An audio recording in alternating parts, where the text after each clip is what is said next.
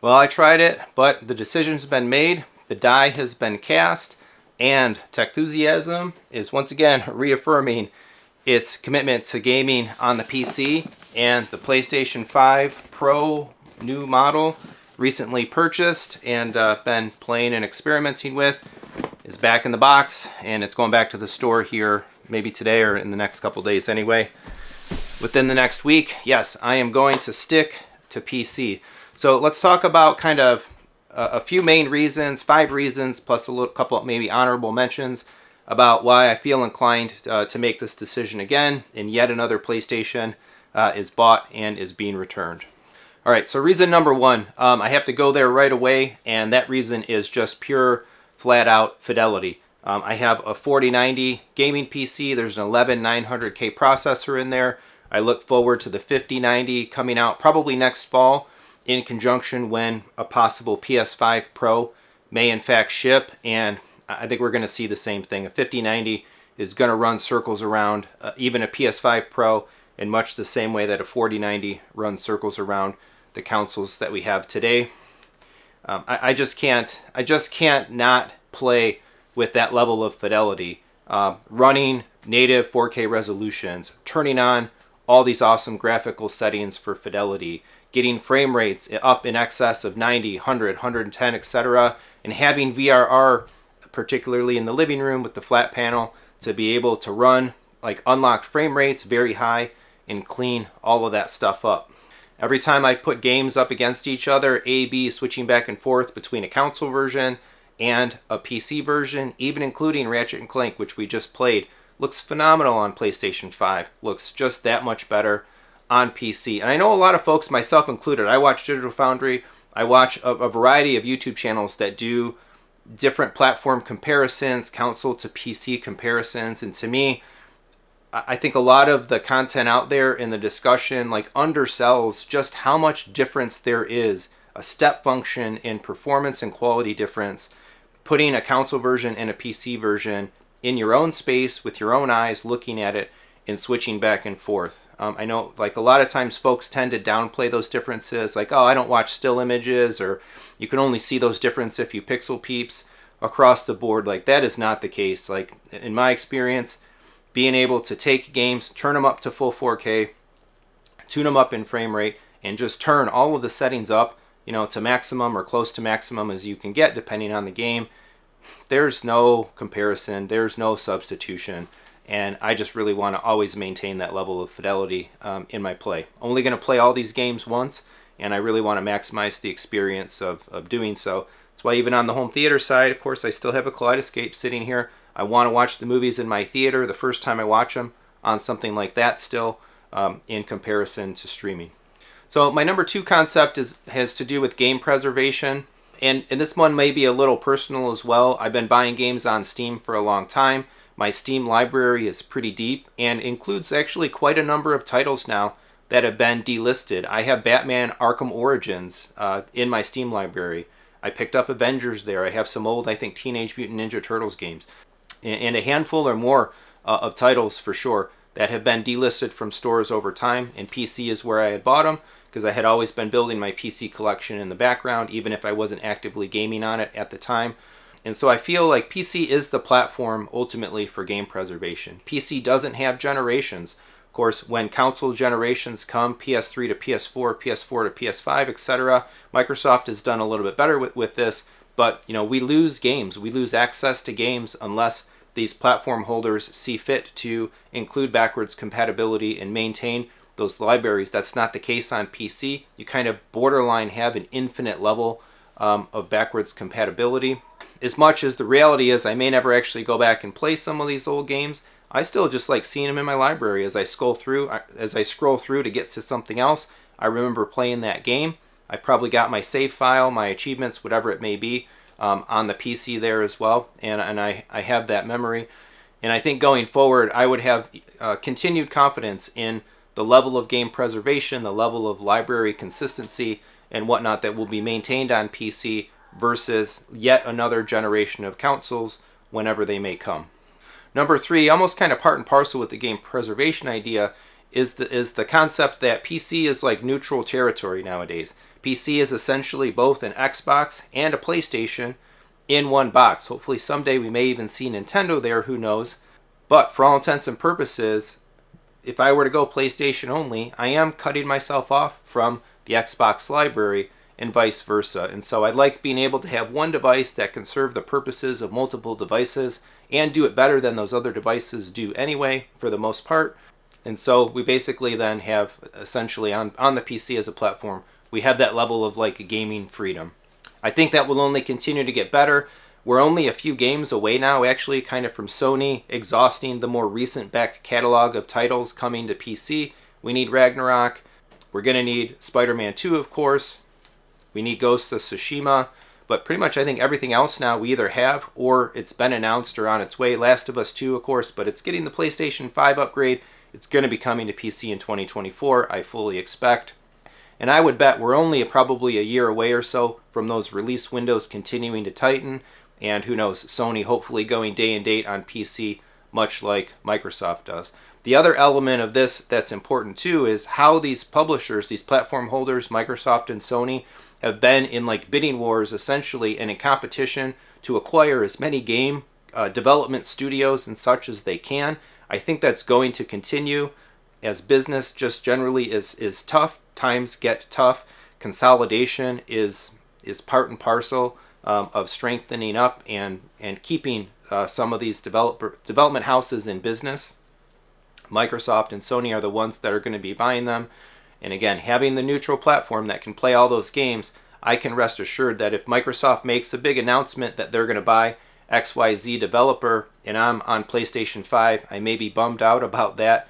If I'm on PC, I don't have to be. If Microsoft buys Capcom, I can still get my Capcom games. Konami, whatever it may be, I'm safe no matter who buys who and what consolidation happens. That again, I'm living in neutral territory. I think one of the things that's really kind of come into fruition a bit this year as PlayStation controllers have started to work incredibly better on PC. My next kind of virtue of the platform, and one of the reasons that I'm happy to stick on it, is input flexibility.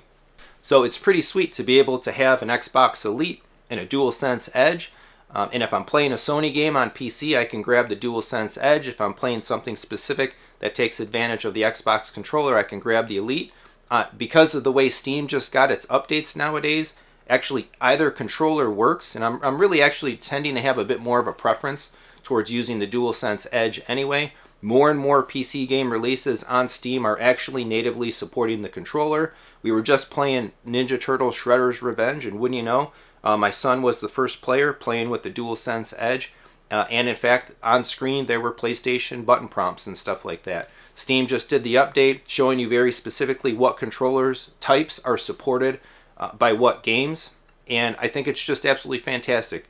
Again, it's neutral territory. You have choice, you have flexibility. I still have my Street Fighter 4, I think these were Mad Catz, fight sticks back from the Xbox 360 generation. These still work on PC for playing some fighting games, playing some arcade games, Street Fighter, all that stuff works, and I love the again the availability of that flexibility.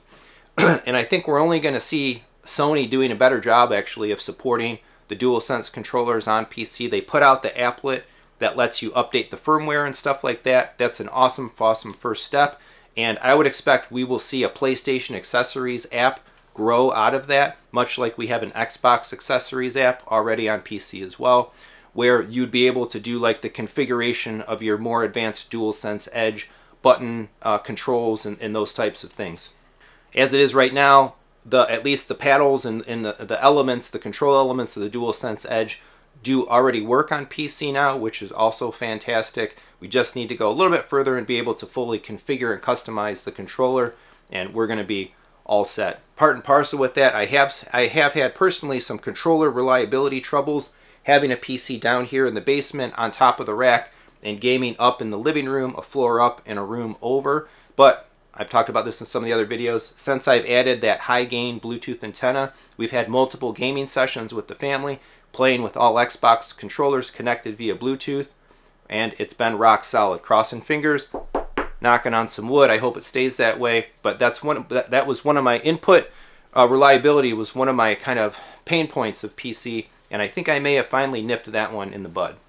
And so my fifth kind of reason why I feel inclined to want to stick around with the PC is, as much as PC can be a pain, it brings in complication, it brings in complexity, it brings in some extra failure modes that you don't necessarily get on console. I think the platform still represents a certain level of fun. PC is pretty much the last element of home theater where I'm really like building something or tweaking something, customizing it to be exactly what I want, picking my case, picking my fans, picking my style, and putting that together. And changing out parts every once in a while, building a new PC every couple years. I think that's still, to me, a fun activity. And my upgrade plan, in my mind, very clearly says I'm probably going to buy every major GPU generation, 3090 to 4090 to 5090 to 6090. I'll skip the supers and the TIs in between. And then every other GPU generation, essentially, I will go ahead and just rebuild an entirely new computer, new motherboard, new RAM, new SSD. Everything will be new standards after usually about that level of time, get up to the latest processors. And so I'll probably do that next year when the 5090 comes. I've had the 11900K for a little while now. And part and parcel with the idea of building a new PC being fun, I think I very much see a future next year when I put that new PC together. It's not just going to be me. It's going to be me and my son doing it together. He's got an interest in electronics and computers and gaming. And by sticking on PC, I can foster that a little bit. And we'll be building that computer together, teaching him how to do it, letting him really kind of do the majority of the stuff, having some father-son time, and kind of coming together, giving us something that we both enjoy with video games in a platform that requires a little bit more interaction, fosters the ability to do a little bit more together than kind of just have the console and turn it on. This does raise questions as we go down the road. He gets a little older. We're going to want to probably play some games on different screens. How do we do that? I don't necessarily want to spend the money for two high-end gaming PCs in two different rooms, but we'll cross that bridge when we get there. For now, for the foreseeable future, I think we're going to be completely fine either just playing co-op games together or playing how we played with Ratchet and Clank, passing a controller back and forth for a single-player game and having fun like that. So, again, I think PC does bring in a little bit of an extra dimension of fun. I'm okay with the inconveniences, and I think they're more than offset by some of the fun elements that are to be had with it.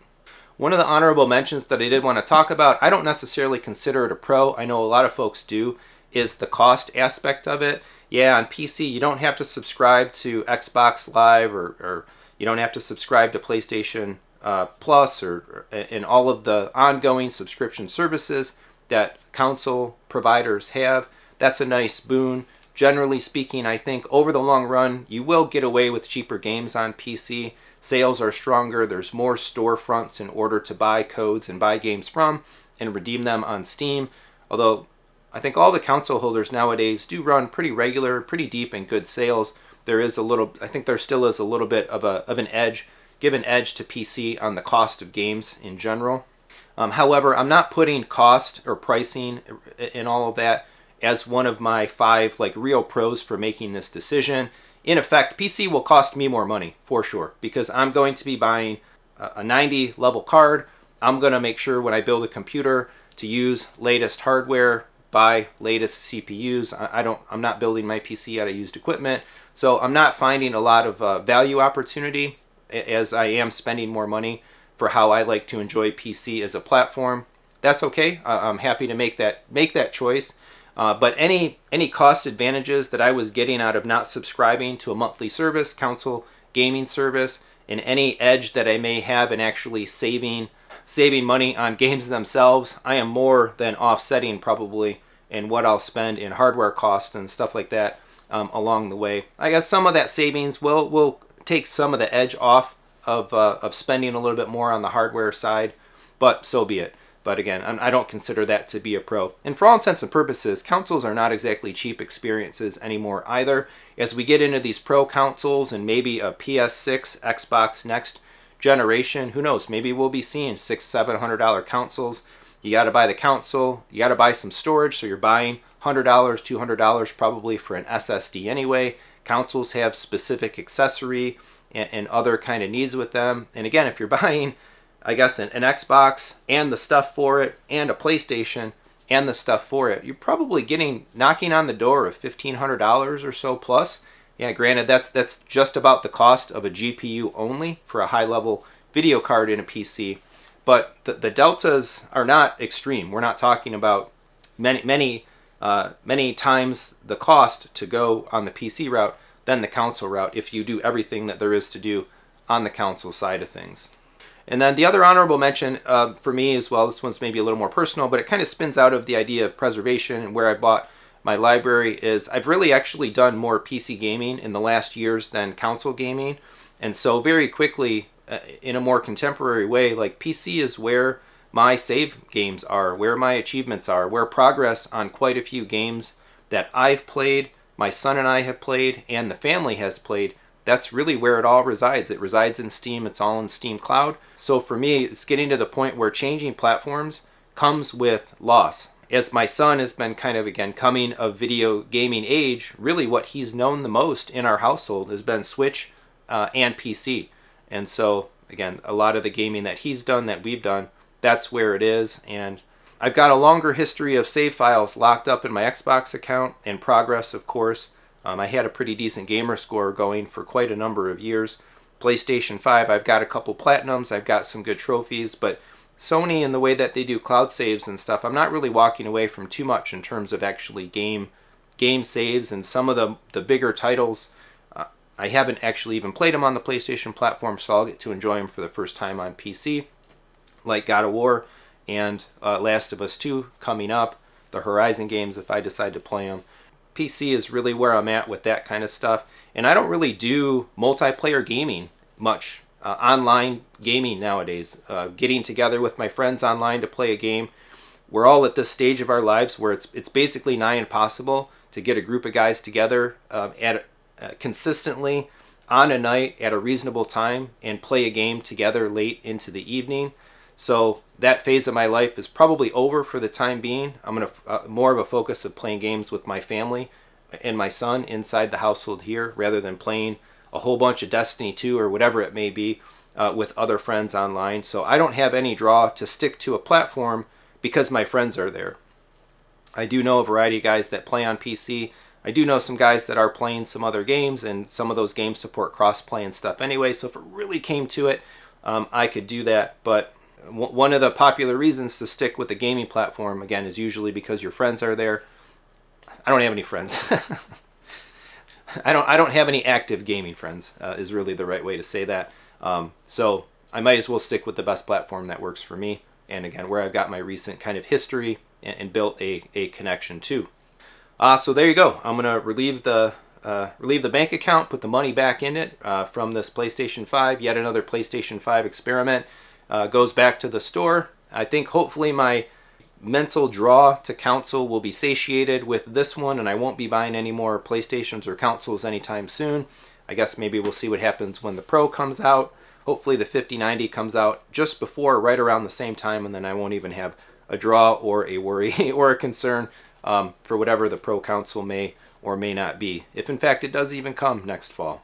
So sound off in the comments, let me know what you think. This is kind of like one of those streams of consciousness types of videos. Where are you at with some of your sources? Where are you at with your gaming? Why do you choose the platforms you choose? Sound off in the comments. Let's have a discussion. And folks that are thinking about making a commitment to either buy into this one or get or leave this other platform or something, hey, hopefully some of these musings kind of help you out and puzzle through your decisions as well.